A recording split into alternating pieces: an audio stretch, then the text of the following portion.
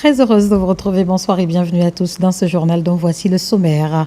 Modernisation de l'État et mise en œuvre du programme Simandou 2040.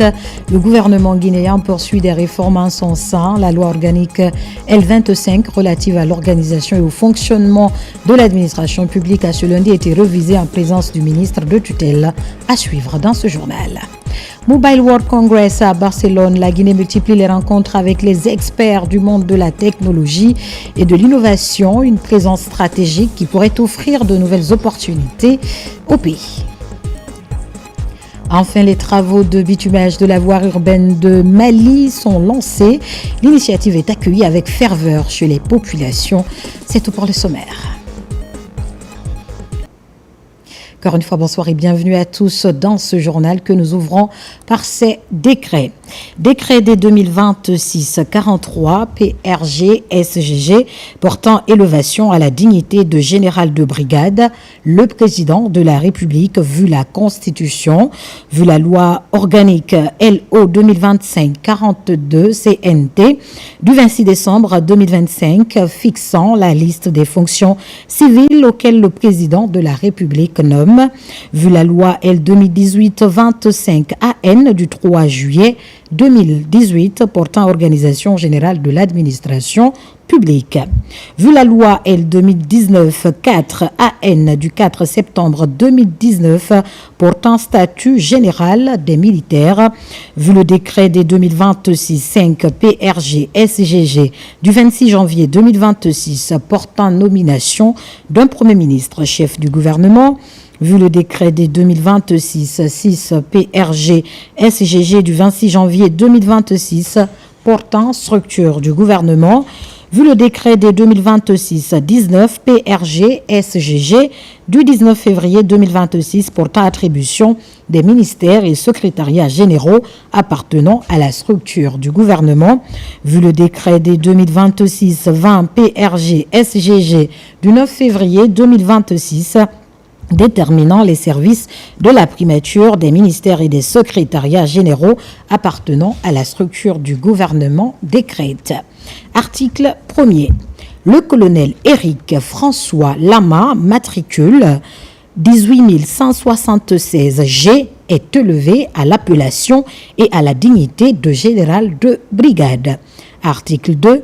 Le présent décret qui abroge toutes dispositions antérieures contraires prend effet à compter du 1er juin 2026, sera enregistré et publié au journal officiel de la République. Conakry le 9 mars 2026, signé le président Mamadi Doumbouya. Décret des 2026-44 PRG SGG fixant le nombre de députés par circonscription électorale pour le scrutin législatif majoritaire uninominal et plurinominal du 24 mai 2026.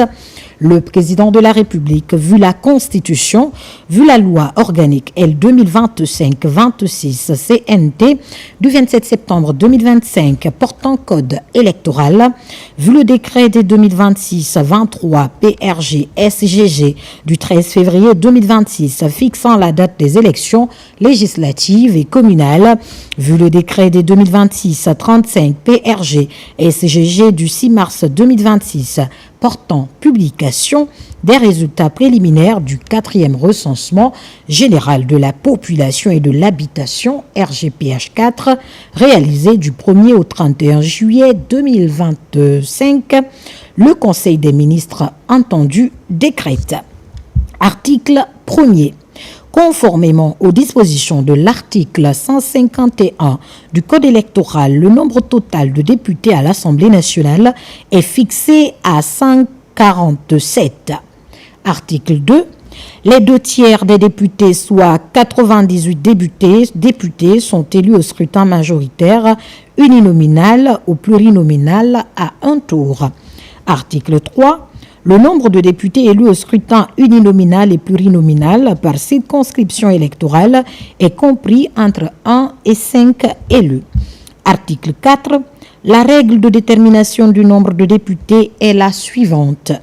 Un député est attribué à chacune des 4 circonscriptions électorales d'ambassade. Pour les 46 circonscriptions restantes, on détermine le quotient démographique en divisant le nombre total d'habitants par le nombre de députés restants au scrutin majoritaire uninominal ou plurinominal, soit 94 députés. Toutes les circonscriptions électorales dont le nombre d'habitants est inférieur à ce quotient se voient affecter chacune un député. Pour les circonscriptions électorales ayant un nombre d'habitants supérieur au quotient démographique pour avoir le nombre de députés, on divise le nombre total d'habitants de la circonscription par le quotient dans la limite de 5 députés. Article 5. Le quotient démographique est fixé à 186 395 habitants. Article 6. Ainsi, conformément aux données issues du dernier recensement général de la population et de l'habitation, RGPH 4, le nombre de députés par circonscription électorale est fixé comme suit. Région, circonscription électorale, nombre d'habitants, nombre de députés. Région de Zérékoré, circonscription électorale Zérékoré, nombre de députés 4. Circonscription électorale Yomou, nombre de députés 1. Circonscription électorale Lola, nombre de députés 1. Circonscription électorale Beila, nombre de députés 3. Circonscription électorale Yekedou, nombre de députés 2. Circonscription électorale Massanta, nombre de députés 2. La région de Farana, circonscription électorale de Kissidougou, nombre de députés 2. Circonscription électorale de Farana, nombre de députés 2. Circonscription électorale de Dabola, nombre de députés 2. Circonscription électorale de Dingirai, nombre de députés 2. La région administrative de Kankan. Circonscription électorale de Kankan, nombre de députés 5. Circonscription électorale de Sigiri, nombre de députés 5. Circonscription électorale de Mandiana, nombre de députés 4. Circonscription électorale de Kirouane, nombre de députés 2. Circonscription électorale de Kouroussa, nombre de députés 2. La région administrative de Mamou, circonscription électorale de Dalaba, nombre de députés 1. Circonscription électorale de Mamou, nombre de députés 2. Circonscription électorale de Pita, nombre de députés 2. La région administrative de Labé, circonscription électorale de Labé, nombre de députés 3. Circonscription électorale de Koubia, nombre de députés 1. Circonscription électorale de Lelouma, nombre de députés 1. Circonscription électorale de Mali, nombre de députés 2. Circonscription électorale de Tougué, nombre de députés 1. La région de Kindia. Circonscription électorale Kindia, nombre de députés 4. Toujours dans la région de Kindia, circonscription électorale Koya, nombre de députés 2. Circonscription électorale du Breka, nombre de députés 3. Circonscription électorale de Forécaria, nombre de députés 2. Circonscription électorale de Télimélé, nombre de députés 2. La région administrative de Boké, circonscription électorale de Boké, nombre de députés 4. Circonscription électorale de Bofa, nombre de députés 2. Circonscription électorale de Fria, nombre de députés 1. Circonscription électorale de Koundara, nombre de députés 1. Circonscription électorale de Gawal, nombre de députés 1. La région administrative de Conakry, circonscription électorale de Kassa, nombre de députés 1. Circonscription électorale de Kaloum, nombre de députés 1. Circonscription électorale de Dixine, nombre de députés 1. Circonscription électorale de Matam, nombre de députés 1. Circonscription électorale de Bessia, nombre de députés 3. Circonscription électorale de Matoto, nombre de députés 1. Circonscription électorale de Tombolia, nombre de députés 2. Circonscription électorale de Lambagny, nombre de députés 2. Circonscription électorale de Ratoma, nombre de députés 1. Circonscription électorale de Sanfonia, nombre de députés 2. Circonscription électorale de Kagbele, nombre de députés 2. Circonscription électorale de Sanoya, nombre de députés 2. Circonscription électorale de Manéa, nombre de députés 1. Ambassade et consulat, circonscription électorale. Europe, nombre de députés, autant pour moi, 1. Ambassade et consulat toujours. Asie, nombre de députés 1. Amérique, nombre de députés 1. Afrique, nombre de députés 1. Article 8. Le présent décret qui abroge toutes dispositions antérieures contraires prend effet à compter de la date de sa signature et sera enregistré et publié au journal officiel de la République. Conakry le 9 mars 2026, signé le président Mamadi Doumbouya. Nous poursuivons ce journal. Le groupe ivoirien Shiba Holding, un conglomérat spécialisé dans les secteurs de l'énergie et des infrastructures routières, ambitionne mettre son expertise au service du développement en Guinée. D'ailleurs, son président directeur général, Nidjabedjan Soro, a conduit une délégation à Conakry. Celle-ci a été reçue en audience par le Premier ministre Amadou Ouriba afin d'échanger sur les opportunités de collaboration. Monsieur Soro est au micro de Ousmane Bangoura. Nous sortons d'audience avec son Excellence, Monsieur le Premier ministre, où nous sommes venus partager notre expertise avec son Excellence, Monsieur le Premier ministre, notre ambition d'accompagner le Premier ministre auprès de son Excellence, Monsieur le Président de la République, dans son ambition grand pour une grande Guinée. Et nous pensons que nous pouvons apporter notre expertise dans la réalisation des projets infrastructures routières et énergétiques pour le développement de la Grande Guinée que pense le président de la République, son Excellence Mamadi Doumbouya. Nous venons de la Côte d'Ivoire, nous venons du pays de son Excellence, Monsieur le Président Alassane Ouattara, qui en 15 ans a changé la Côte d'Ivoire en termes d'infrastructures routières, en termes d'infrastructures énergétiques. Et nous avons cette expertise-là, et c'est cette expertise que nous sommes venus partager avec le pays frère de la Guinée, qui est un pays ami, qui est un pays, le président Mamadi est un ami de son excellent le président Alassane Ouattara. C'est cette expertise que nous sommes venus accompagner la Guinée dans son développement. Nous pensons qu'il a été très réceptif et très content de voir que la Guinée intéresse un pays frère comme la Côte d'Ivoire parce que nous sommes frères, surpris de voir des Africains qui s'intéressent au développement africain. Très satisfaits et vivent une grande Guinée pour le développement attendu du président Mamadou Doumbouya. Nous avons demandé à son Excellence que les jours à venir, si nous avons les accords, nous donnons 90 jours pour démarrer les travaux sur la Guinée. Et disons que les autorités guinéennes veulent éviter toute confusion autour de certaines décisions étatiques. C'est d'ailleurs l'une des raisons pour lesquelles le ministre des Affaires étrangères a rencontré le corps diplomatique accrédité à Conakry pour une concertation périodique. Au cœur de la rencontre, l'actualité politique nationale, notamment la dissolution d'une quarantaine de partis politiques annoncée récemment par le ministère de l'Administration du Territoire et de la Décentralisation. On fait le point avec Makame Donso. Cette rencontre vise à partager avec le corps diplomatique accrédité en République de Guinée des informations sérieuses et crédibles sur l'actualité politique guinéenne. Dr Maurice Anda Kouyaté explique aux ambassadeurs étrangers des raisons qui ont prévalu à la dissolution d'une quarantaine de partis politiques.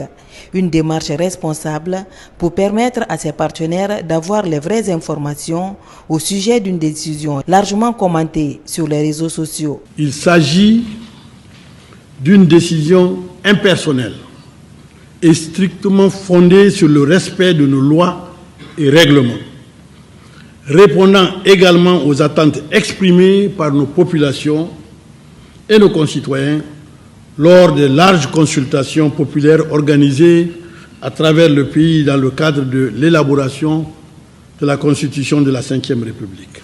Cette décision souveraine relève exclusivement de l'exercice normal de l'autorité de l'État. Une approche que saluent les partenaires et qui répond à l'ensemble de leurs questions. Beaucoup avaient lu les développements parfois fantaisistes sur les réseaux sociaux, mais attendaient une version officielle. Nous saluons toujours cette démarche parce qu'elle nous permet d'avoir des feedbacks et des updates réguliers de la part de son Excellence sur l'actualité guinéenne notamment. Aujourd'hui, il s'agissait de la refondation et les différentes étapes en cours, celles qui ont déjà été réalisées et celles qui sont en cours de réalisation. C'était une information pour le corps diplomatique et voilà, l'Allemagne suit les développements en Guinée et c'est ce qu'on va continuer. C'est une bonne procédure d'informer le corps diplomatique. Ce cadre d'échange permanent entre le chef de la diplomatie guinéenne et les ambassadeurs permet de maintenir une communication périodique sur des sujets d'actualité. Les deux parties ne veulent pas laisser de place aux rumeurs pour mieux renforcer les relations de partenariat. Nous avons toutefois tenu à vous informer, par courtoisie diplomatique et par esprit de transparence. Vous qui avez accompagné la Guinée et qui continuez à accompagner la Guinée durant ces 4 dernières années exigeantes et déterminantes pour l'avenir de notre nation. Nous ne voulons pas vous laisser puiser vos informations sur les réseaux sociaux. Lorsque l'État prend une décision, il est de notre devoir de vous en informer en tant que partenaire agréé en Guinée. Nous sommes maintenant sur la refondation politique. Nous avons inversé. Vous vous souvenez très bien, mesdames et messieurs, Excellences, qu'au début de la transition passée, c'était élection, élection, élection, élection. Quand est-ce que vous faites l'élection? Quand est-ce que vous faites l'élection? L'élection. Mais nous avons choisi autre chose sous le leadership du président de la République. Nous réconcilier, trouver le bonheur, ouvrir la voie pour le bonheur pour notre population et ensuite parler de politique. Donc nous sommes à la 3e phase. C'est ce qui se fait aujourd'hui. Lorsqu'on a demandé aux partis politiques de présenter la situation, lorsqu'il y a eu des inspections dans les sièges des partis politiques, c'est de la refondation. Lorsqu'il a été donné des délais aux partis politiques de se mettre en règle, c'est ça la refondation. Et on est arrivé à la 3e phase où ceux qui ne sont pas en règle doivent être dissous. C'est une décision souveraine de l'État guinéen. Le ministre a rappelé aux ambassadeurs étrangers qui sont accrédités auprès de la République de Guinée et non auprès de Facebook. Une façon de les inviter à toujours se renseigner à la source pour éviter amalgame et malentendus. À présent, cet élément qui vient de nous parvenir au Palais Mohamed V, le président de la République, Mamadi Doumbouya, a ce lundi présidé la cérémonie de port de galon et de prestation de serment de nouveaux généraux et hauts cadres promus. Le chef de l'État a donné des orientations claires et précises avant de leur prodiguer d'utiles conseils. Oumar Bari pour en savoir plus. Réinvesti de la confiance du président de la République, son Excellence Mamadi Doumbouya, plusieurs hauts cadres civils et militaires récemment promus ont été reçus ce lundi 9 mars 2026 au palais présidentiel Mohamed V, où ils ont participé à la cérémonie de port de galon aux nouveaux généraux de brigade, suivie de la prestation de serment des autorités civiles et militaires concernées par cet événement. Parmi ces personnalités figuraient le Premier ministre chef du gouvernement Amadou Ouriba, le ministre secrétaire général de la présidence, le général de corps d'armée Amara Kamara, le ministre directeur de cabinet de la présidence M. Djiba Diakité, ainsi que le conseiller principal du chef de l'État, le docteur Bernard Goumou. Étaient également présents le ministre de la Défense nationale Aboubakar Sidiki Kamara, le ministre de la Sécurité et de la Protection civile, le général Ahmed Mohamed Ouri Diallo, le haut commandant de la gendarmerie nationale, directeur de la justice militaire, le général Bala Samoura, la haute hiérarchie militaire, ainsi que les officiers nouvellement élevés à l'appellation et à la dignité de général de brigade. À l'entame de cette séance, le président de la République a donné des orientations claires et précises avant de prodiguer d'utiles conseils à ses promus. Le président de la République a rappelé qu'il a pris la décision de les élever à l'appellation et à la dignité de général par décret présidentiel. Par cet acte, A-t-il souligné, la nation reconnaît un parcours marqué par l'engagement, le mérite et le service rendu à l'armée guinéenne. Cette élévation constitue également le point de départ de toute responsabilité au service du pays. Le chef de l'État a indiqué que les galons qu'il porte désormais ne représentent pas seulement un grade, mais incarnent avant tout la confiance de la nation et la lourde responsabilité qui en découle. Le président Mamadi Doumbouya a également insisté sur la portée de la fonction de général, qui va bien au-delà du simple commandement des hommes. Selon lui, être général, c'est porter l'honneur de l'armée, défendre la République et veiller en permanence à ce que la force reste au service du droit, de la discipline et de l'intérêt supérieur de la nation. Le chef de l'État a aussi souligné que par leur comportement, leurs décisions et leur sens élevé du devoir, ces officiers doivent, a-t-il ajouté, inspirer l'ensemble de la chaîne de commandement et contribuer au renforcement de la discipline et de la cohésion au sein de l'armée. Le chef de l'État a enfin rappelé que la véritable autorité ne se limite pas au pouvoir de commander, mais repose surtout sur la capacité à servir, protéger, montrer l'exemple et rassembler autour des valeurs républicaines. Pour conclure, le président de la République les a exhortés à porter ces galons avec dignité, courage et un profond sens de l'État en laissant guider leur engagement par l'honneur, la discipline et l'amour de la patrie. Par la suite, le chef de l'État a procédé au port des galons aux officiers généraux promus. Poursuivant la cérémonie, l'honneur est revenu au Premier ministre chef du gouvernement d'ouvrir la séance de prestation de serment devant le président de la République, suivi du ministre secrétaire général de la présidence, le général de corps d'armée Amara Kamara, et du ministre directeur de cabinet de la présidence, M. Djiba Diakité.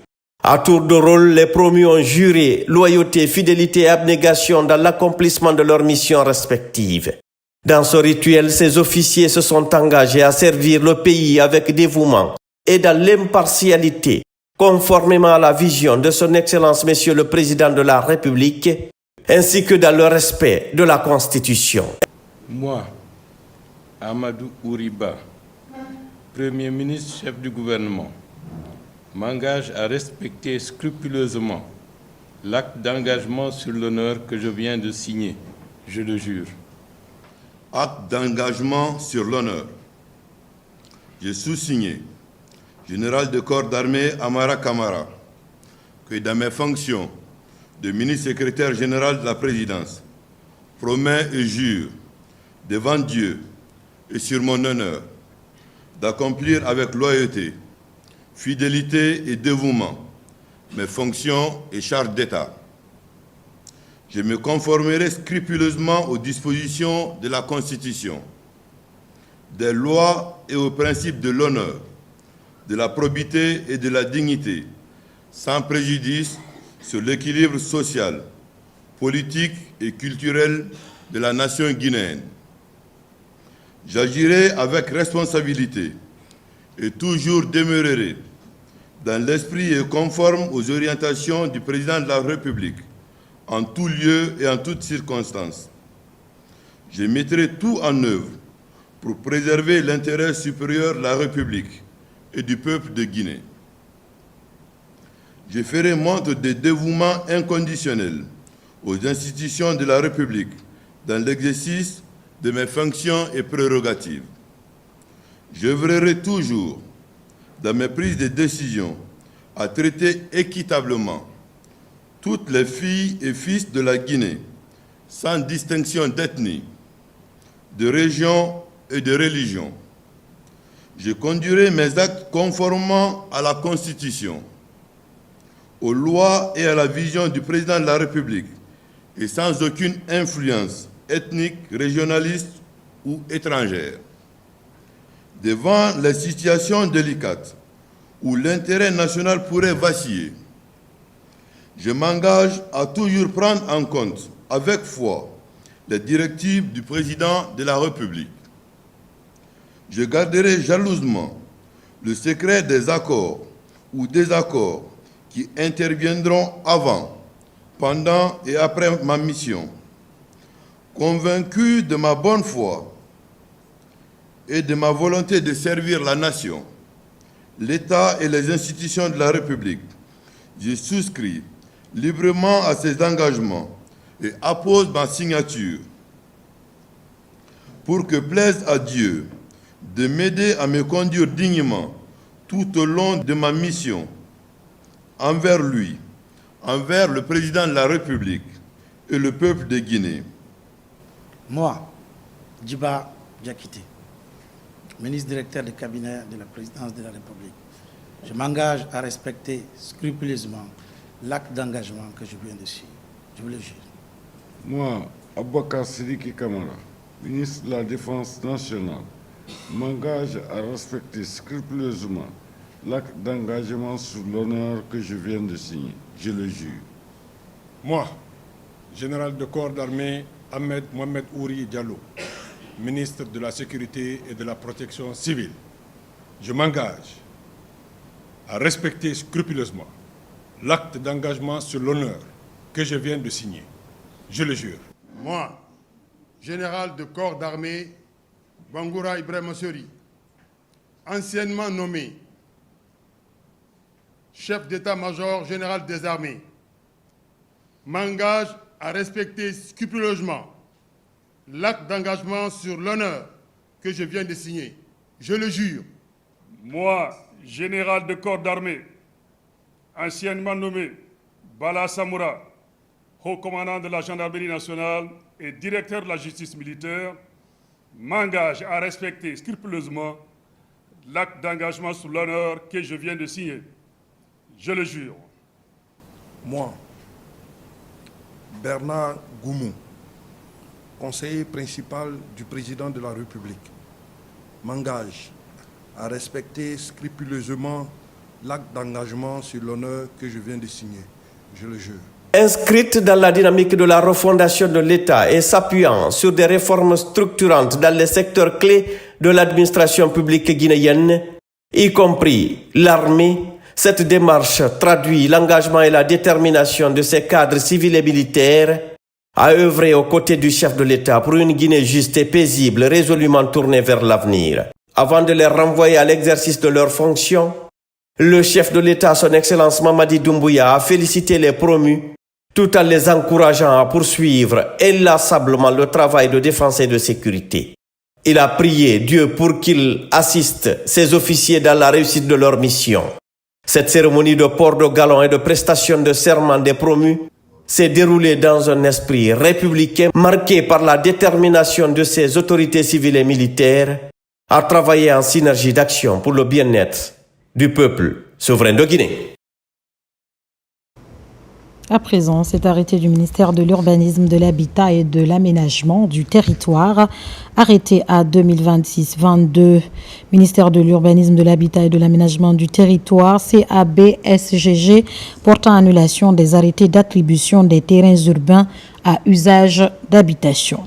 Le ministre, vu la Constitution, arrête. Article 1er.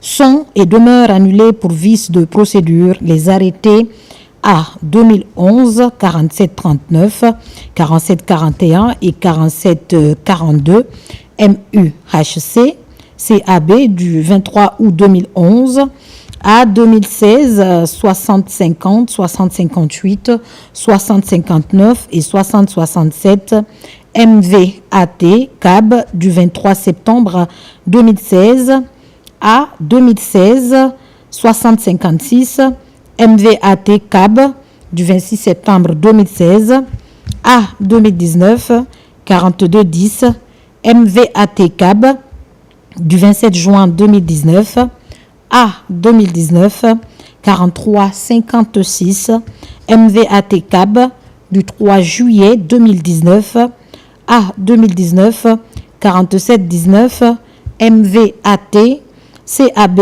CAB du 22 juillet 2019 et A 2019 5258 5259 MVAT CAB du 19 août 2019 attribuant aux personnes ci-après: Guénabou Sidibé, Ibrahima Sori Sidibé, Ali Sidibé, Fatoumata Penda Sidibé, Boubacar Mbemba Sidibé, Kerno Sidi Sidibé, Boubacar Sidi Sidibé et Mohamed Sidibé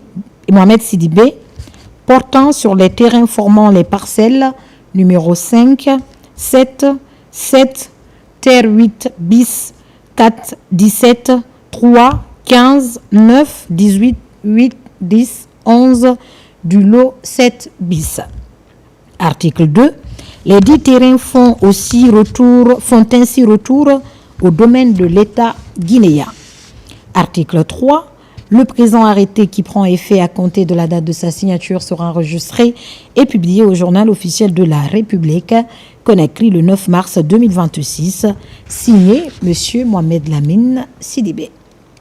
Célébration du 69e anniversaire de l'accession de la République du Ghana à sa souveraineté nationale. La cérémonie a été organisée par son ambassade à Conakry pour renforcer les liens historiques entre Accra et Conakry. Compte rendu Mikine Moussa Kamara, Abdoulaye Diallo.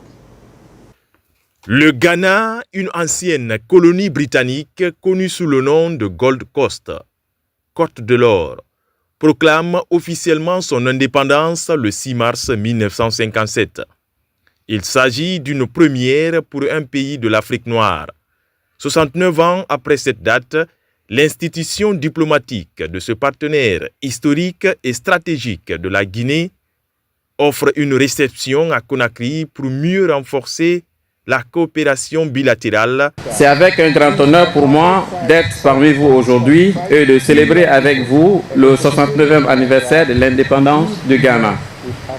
En effet, il y a 69 ans, bien avant ma naissance, notre premier président, le célèbre Osagefo Dr Kwame Nkrumah, a eu l'honneur d'annoncer au monde entier et de proclamer l'indépendance du Ghana vis-à-vis du joug colonial le 6 mars 1957. Le 6 mars 1957, le pays devient le Ghana, en référence à un ancien empire sahélien. Cet événement est perçu comme une victoire du panafricanisme, Kwame Nkrumah souhaitant faire du Ghana une base pour la libération de l'Afrique. La coopération entre la République de Guinée et la République du Ghana constitue un pilier important de la solidarité africaine. Nos deux pays entretiennent des relations d'amitié et de coopération fondées sur des valeurs communes, une histoire partagée et une vision convergente de l'avenir de notre continent. En décembre 1958, les dirigeants de la République de Guinée et du Ghana, deux des premiers États indépendants d'Afrique de l'Ouest, entérinent leur union et cherchent à l'étendre à l'échelle régionale en organisant une conférence des peuples africains à Accra. Comme annoncé dans les titres, le gouvernement guinéen poursuit les réformes visant à améliorer le fonctionnement de l'administration publique. C'est dans cette dynamique que s'inscrit la révision de la loi organique L25. Les travaux sont relancés ce lundi, une cérémonie présidée par Faya François Borono, ministre de la modernisation, de l'administration et de la fonction publique. Mamadi Terna Kamisoko, Mohamed Sherif Kamara. Puisque c'est un mode de gestion, le budget pour... Avec l'adoption du programme Simandou 2040, le gouvernement guinéen a désormais fait le choix de la transformation en profondeur de son administration, d'où la nécessité d'aligner la loi organique L025 relative à l'organisation et au fonctionnement de l'administration publique. C'est dans ce cadre que le ministère de la modernisation de l'administration et de la fonction publique a lancé les travaux de révision du texte. L'objectif est l'amélioration du cadre juridique régissant l'administration publique. La révision de la loi organique portant organisation et fonctionnement de l'administration publique figure parmi les chantiers prioritaires à aborder au courant 2026. C'est dans cette perspective que nous avons entrepris les travaux de révision de la loi 0025 pour avoir une administration capable de s'adapter aux enjeux de développement portés par la vision Simandou 2040. Cette rencontre vise à recueillir les observations et contributions des différents acteurs institutionnels afin d'enrichir et d'améliorer le projet de texte élaboré par le Conseil national de la transition. En termes de résultats, renforcer l'efficacité, simplifier les procédures et mettre fin à la lourdeur administrative. Vu l'importance de ce travail, nous avons interagi avec des acteurs externes, notamment les conseils nationaux de la transition, qui avaient déjà aussi une initiative de proposition d'une loi dans ce sens, conformément aux dispositions constitutionnelles. Nous avons, par le dialogue interinstitutionnel, réussi à ramener le travail au niveau du ministère de la modernisation de l'administration et de la fonction publique pour que les expertises nécessaires, n'est-ce pas, puissent se mettre ensemble et se dégager pour conduire ce chantier. La révision de cette loi organique constitue une étape importante dans le processus de consolidation des réformes administratives engagées par les autorités. Elle devrait permettre de renforcer l'efficacité, la cohérence et la performance de l'action publique. Ouverture officielle du PDAC 206 à Toronto. La Guinée est au cœur de l'attention internationale par sa présence active et l'engouement observé autour de son stand. Elle réaffirme sa volonté de jouer un rôle central dans la dynamique mondiale du secteur minier. On en sait davantage avec Saint-Martin Francina Deneau, notre envoyé spécial au Canada. Véritable carrefour mondial de l'industrie minière, le PDAC constitue une plateforme stratégique où se dessinent les grandes orientations économiques, technologiques et environnementales du secteur.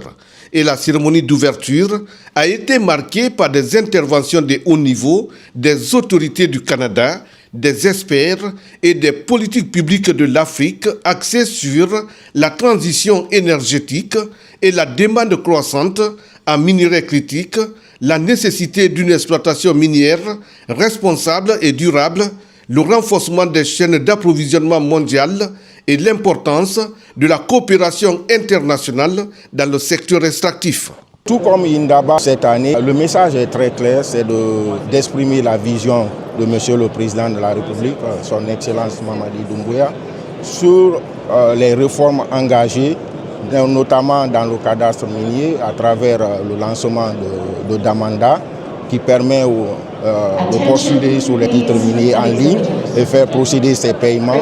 Toutes ces réformes sont de nature à encourager les investisseurs à venir investir en Guinée parce que ça apporte beaucoup plus de transparence dans le secteur. Dans ce contexte, les pays africains, riches en ressources stratégiques, occupent une place centrale dans les débats.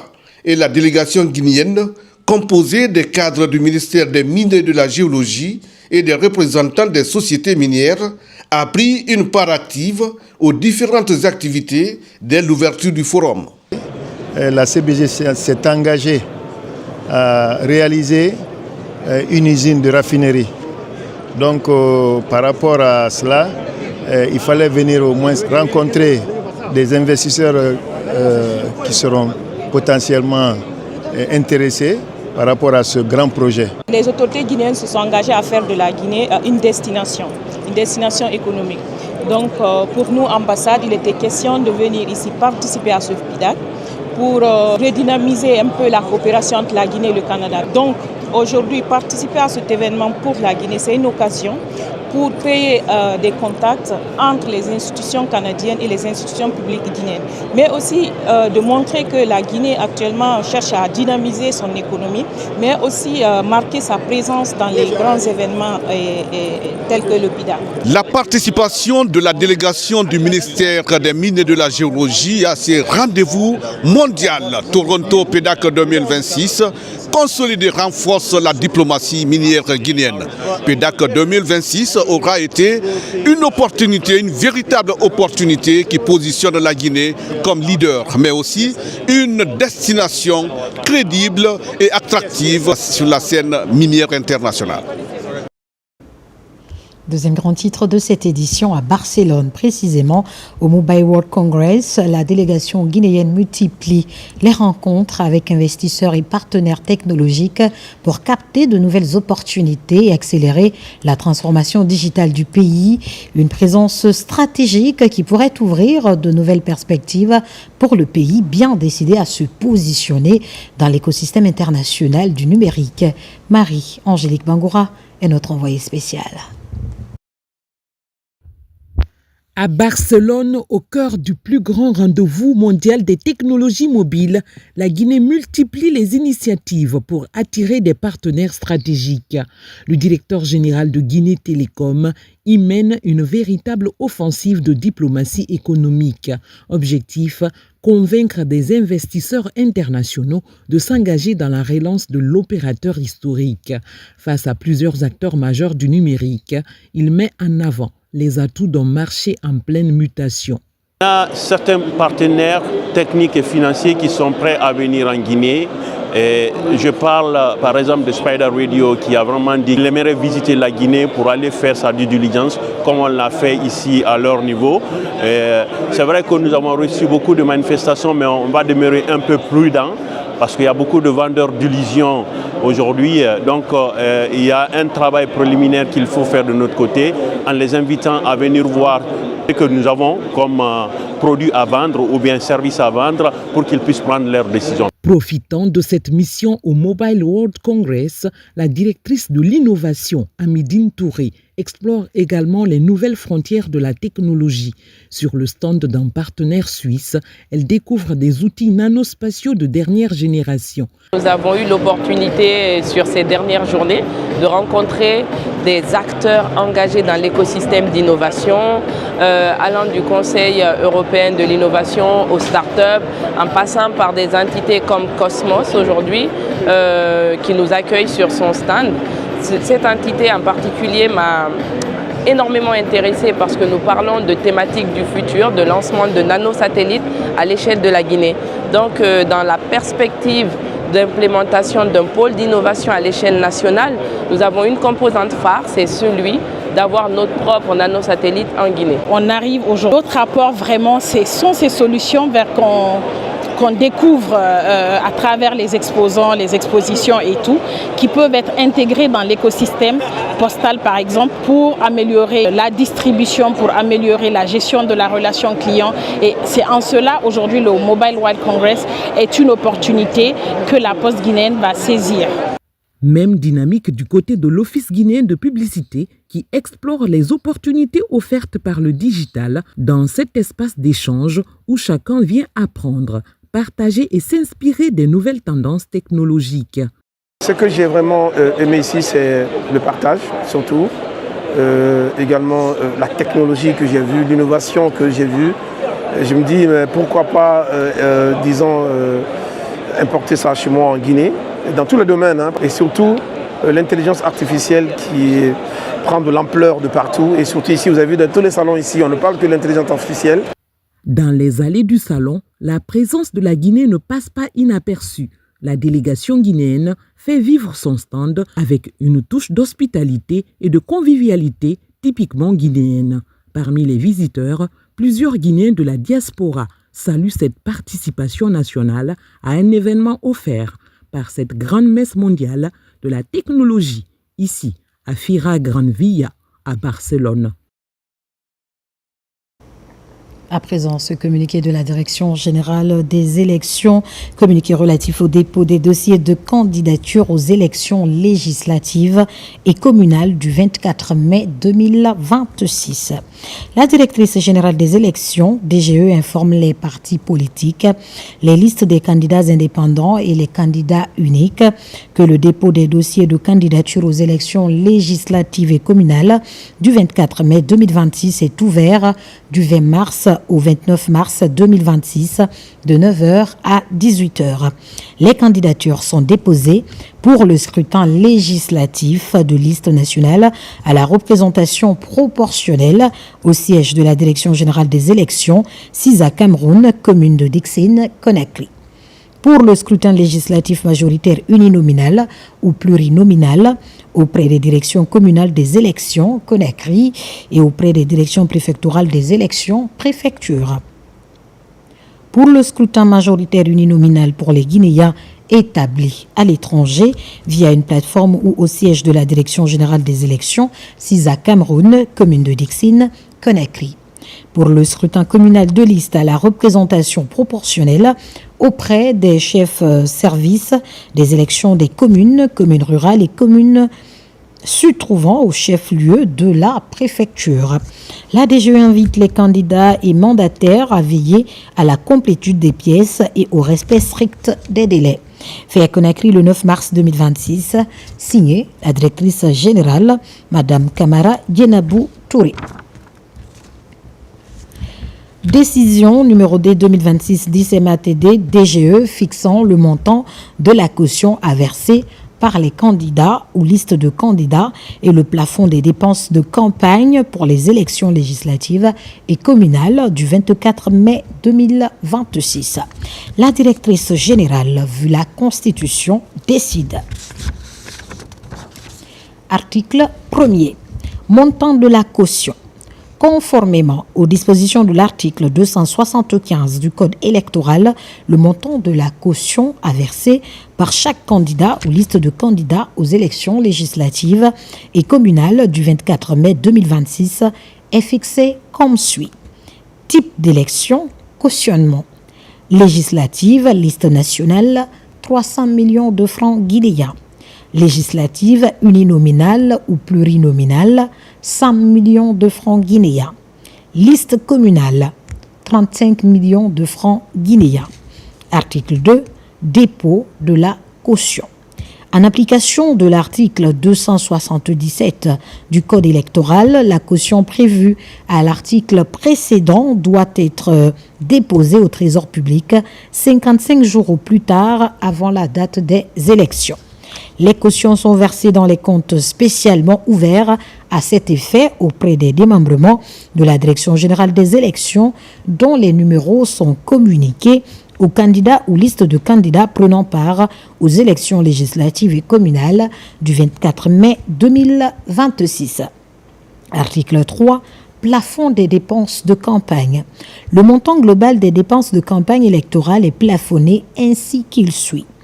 Type d'élection, plafonnement, législative, liste nationale, 12 milliards de francs guinéens. Législative, uniplurinominale, 12 milliards de francs guinéens. Élection communale, liste communale, 7 milliards de francs guinéens. Article 4. Obligation du respect du plafond. Il est formellement interdit à tout candidat ou liste de candidats de dépasser le plafond fixé à l'article 3 ci-dessus.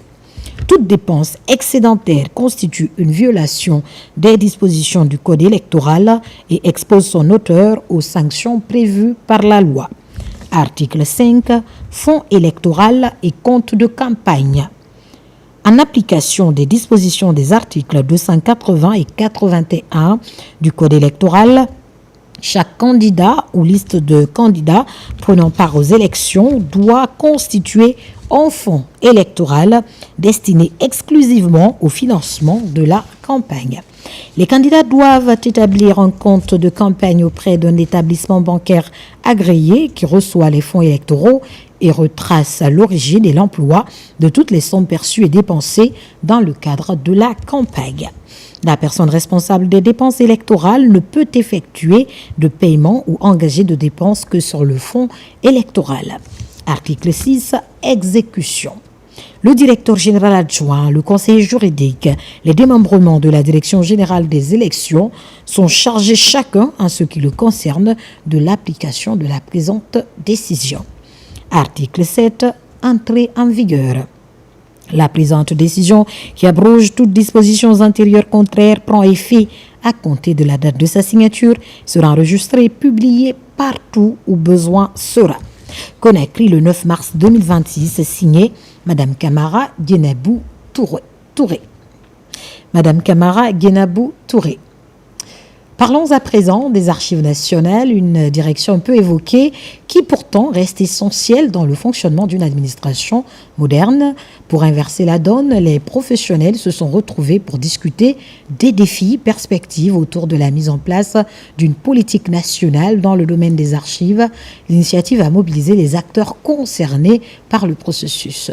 Amadou Touré, Saïdou Bassila. Au centre de cette prise de contact entre ces responsables des services d'archives des départements ministériels et secrétariats généraux et le directeur des archives nationales, le développement de la profession d'archives en Guinée. Pour aborder la thématique, Saïkou Amadou Diallo et ses archivistes ont passé au peigne fin l'ensemble des préoccupations auxquelles sont confrontés le développement de la profession, notamment les défis de digitalisation, la marginalisation du secteur dans les politiques publiques et le manque de la mise en place d'une politique nationale. du domaine des archives. La politique nationale va déterminer un cadre qui va permettre à l'ensemble des parties prenantes d'avoir un mode de fonctionnement uniforme, c'est-à-dire de la gestion des archives courantes jusqu'au versement au niveau des archives nationales. Ce dysfonctionnement entraîne généralement un manque de cohérence et un manque de transmission adéquate des archives au niveau des archives nationales de Guinée. À ce rendez-vous de diagnostic d'un secteur longtemps marginalisé, ces conservateurs de ce qui est considéré comme la mémoire collective veulent sonner le réveil en faisant des archives nationales un secteur prioritaire. Définir une politique de gestion des archives pour que ce domaine puisse être valorisé est une très bonne chose. Et nous avons écouté monsieur le directeur, il est dans cette lancée, le processus est déjà engagé et donc nous avons effectué des échanges importants, des questions ont été planifiées, une commission a été mise en place et donc dans les prochains jours, nous allons pouvoir définir nos priorités. Au terme de cette première rencontre des professionnels des archives, les participants se sont engagés à poursuivre les concertations afin d'aboutir à une stratégie nationale cohérente pour la gestion, la valorisation et la sécurisation des archives publiques en Guinée. Dans l'actualité encore, le centre d'instruction des blindés Siokan Alpha Yaya Diallo a servi de cadre à la cérémonie de remise de diplôme à la 5e promotion de la formation initiale armes blindées. Devant un partenaire de haute autorité civile et militaire, ces nouveaux techniciens du feu se sont montrés prêts à travers les différentes démonstrations. C'est le chef division formation et entraînement de l'armée de terre, représentant du chef d'état-major qui a présidé la dite cérémonie. Adjudant Abdulkader Kamara, correspondant de la presse militaire. Après plusieurs mois d'apprentissage rigoureux, ces 68 stagiaires, dont 5 personnels féminins, reçoivent leur diplôme de fin de stage au centre d'instruction des blindés du camp Alpha Yaya Diallo. Cette cérémonie solennelle s'est déroulée en présence de hautes autorités civiles et militaires. Elle marque l'entrée officielle de ces soldats dans cette spécialité. Servir dans une arme blindée n'est pas un choix ordinaire. C'est accepter d'être au cœur de la manœuvre, au point de rupture, là où la décision se prend en quelques secondes. Partout où vous serez déployé, vous portez non seulement votre uniforme, mais aussi la réputation de votre école et de vos instructeurs. Avoir ce certificat, ce n'est pas simplement un papier, mais ce que ça représente. Ça veut dire tout simplement qu'on a acquis des connaissances ici, nous permettant d'agir sur le terrain et de répondre aux attentes ici assignées par le second supérieur. Durant 10 mois, ces hommes et femmes ont suivi un programme d'instruction intense, répondant aux standards de la cavalerie blindée. Cette journée marque un moment important dans votre parcours. Le FIAB que vous venez de terminer n'est pas une simple formalité. C'est une étape fondatrice et atteste de votre aptitude à servir, à obéir et endosser les valeurs de l'armée de terre. Je tiens à remercier l'encadrement, les instructeurs qui vous ont transmis leur savoir, leur expérience et leur exigence pour la bonne réussite de cette formation. Leur rôle est essentiel pour former des militaires de demain et leur dévouement mérite notre reconnaissance. Pour clore cette séance en beauté, les stagiaires ont fait la démonstration de leur savoir-faire. Au programme, un exercice de rapidité en démontage et remontage d'armes collectives, suivi d'une manœuvre tactique blindée, une mise en situation réelle qui prouve la maîtrise des compétences acquises sur le terrain durant cette formation. Direction la région de Boké, précisément à Sangarédi et à Kamsar, où des travaux d'embellissement et d'aménagement sont lancés par la Direction générale des bauxites de Guinée pour donner à ces villes industrielles un visage plus reluisant. Des travaux qui redessinent les paysages et les artères publiques pour en faire une vitrine attractive et dynamique. Fodé Camara. Fidèle à son slogan « Faire plus que de la bauxite », la compagnie des bauxites de Guinée cultive la politique de l'aménagement et de l'embellissement jusque dans ses jardins.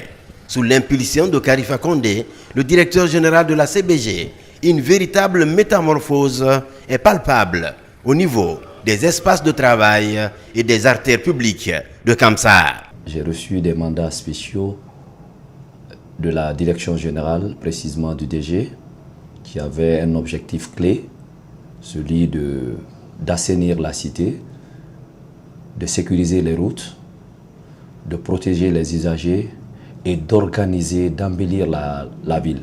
Nous allons aménager toute la cité de Kamsar et ensuite partir à Sangaredi aussi, faire les mêmes travaux à partir de Sangaredi aussi. L'entrée des différentes directions fait aussi peau neuve. Les façades et les halls d'accueil ont aussi bénéficié d'un aménagement digne du nom.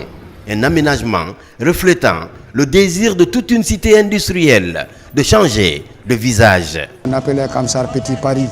Aujourd'hui, cette image encore est en train de revenir. Quand vous voyez la voirie urbaine, quand vous voyez la ville, comment c'est l'assainissement, l'embellissement de la ville. C'est l'arrivée de nouveau directeur, M. Karifa Condé, que depuis son arrivée, qui est en train de faire beaucoup de choses dans beaucoup de domaines. Chacun le sait. Aujourd'hui, Kamsar, quand vous voyez la cité même, où on voyait les salubrités dans les caniveaux, ça ne se voit plus. Où on est en train de voir les avenues qui n'avaient pas de nom. Aujourd'hui, quelqu'un qui vient à Kamsar, qui peut l'indiquer ton avenue, à travers les plaques, avenue 13, avenue 20, avenue 50. Ça déjà, ça montre que Kamsar est en train de prendre une autre dimension. Cette volonté de rénovation s'inscrit dans une vision globale de performance et de bien-être au travail, dans un véritable esprit d'équipe. Nous avons fait des réunions, des entretiens, on a mis un plan d'action en place et nous avons tendu la main à tous les départements de la CBG qui nous ont d'ailleurs vraiment accompagnés de façon consensuelle et responsable. Nous nous sommes donné la main à atteindre l'objectif fixé. Cela dit, nous allons vraiment continuer la sensibilisation et prendre des mesures correctives pour permettre à tout le monde que ça soit culturel, de façon culturelle que nous puissions vraiment pérenniser les actions mises en place. À Kamsar et à Sangaredi, l'impact de cette initiative dépasse le cadre interne. Cette transformation renforce l'image de marque de la Compagnie des Bauxites de Guinée, une compagnie respectueuse de l'environnement et soucieuse de l'accueil qu'elle réserve aux visiteurs. L'actualité, c'est aussi le début du bitumage de la voirie urbaine de Mali. Plus de 17 km de routes doivent être revêtus. L'opération suscite de l'espoir chez les populations. Sarafdine Diallo, Nabila Moussa Kamara. Dans la commune urbaine de Mali, la pose des premiers kilomètres de bitume marque la concrétisation d'un rêve longtemps attendu par les populations. Après plusieurs décennies d'attente, la modernisation de la voirie urbaine suscite aujourd'hui une immense joie chez les habitants de la cité de Loura. Après 68 ans, c'est la première fois qu'on voit une couche de goudron dans la préfecture de Mali. Donc une satisfaction totale de tous les citoyens de Mali. Quand nous pensons à nos difficultés avant aujourd'hui, nous remercions Dieu et le gouvernement du président Mamadi Doumbouya qui nous offre ces bitumes. L'entreprise Gecopress, chargée de l'exécution des travaux de bitumage, rassure quant à la poursuite du chantier. Les responsables promettent de mener les travaux à terme dans le respect des engagements pris. La phase finale de la construction de la voirie de Mali. Il s'agit du bitumage des 17,5 km de la voirie urbaine de Mali, qui est caractérisée par une chaussée de 7 mètres de largeur avec une épaisseur de 5 cm en béton bitumineux. Nous rassurons la population que les travaux se feront dans les règles de l'art. Au nom de la population de Mali, je me fais le devoir de remercier son Excellence, le Président de la République, pour la réalisation de ce projet qui rend encore plus belle cette ville historique, touristique de Mali. Au total, 17 km 100 de routes doivent être revêtues de bitume dans la commune urbaine de Mali. Une avancée majeure pour améliorer la mobilité et les conditions de vie des populations. Et puis nous revenons sur cet arrêté du ministère de l'Urbanisme, de l'Habitat et de l'Aménagement du Territoire. Le ministre, vu la Constitution, arrête. Article 1er. Sont et demeurent annulés pour vice de procédure les arrêtés A 2011 4739, 4741 et 4742 MUHC CAB du 23 août 2011. A 2016 6055, 6058, 6059 et 6067, MVAT CAB du 23 septembre 2016, A 2016 6056, MVAT CAB du 26 septembre 2016, A 219 4210, MVAT CAB du 27 juin 2019, A 2019 4356, MVAT CAB du 3 juillet 2019, A 2019 4719, MVAT CAB du 22 juillet 2019 et A 2019 53 52 58 52 59, MVAT CAB du 19 août 2019 attribuant aux personnes ci-après: Guénabou Sidibé, Ibrahima Sori Sidibé, Ali Sidibé, Fatoumata Penda Sidibé, Boubacar Mbemba Sidibé, Kerno Sidi Sidibé, Boubacar Sidi Sidibé et Mohamed Sidibé. Pourtant, sur les terrains formant les parcelles numéro 5, 7, 7, terre 8 bis 4, 17, 3, 15, 9, 18, 8, 10, 11 du lot 7 bis. Article 2. Les 10 terrains font ainsi retour au domaine de l'État guinéen. Article 3. Le présent arrêté qui prend effet à compter de sa date de signature sera enregistré et publié au journal officiel de la République. Conakry le 9 mars 2026. Signé M. Mohamed Lamine Si Savané. C'est cet élément, mesdames et messieurs, qui met fin à ce journal. Remercie à tous de l'avoir suivi. L'actualité se poursuit sur la Guinée, notre paradis, terre de richesse, d'opportunités et d'innovation. Bonsoir.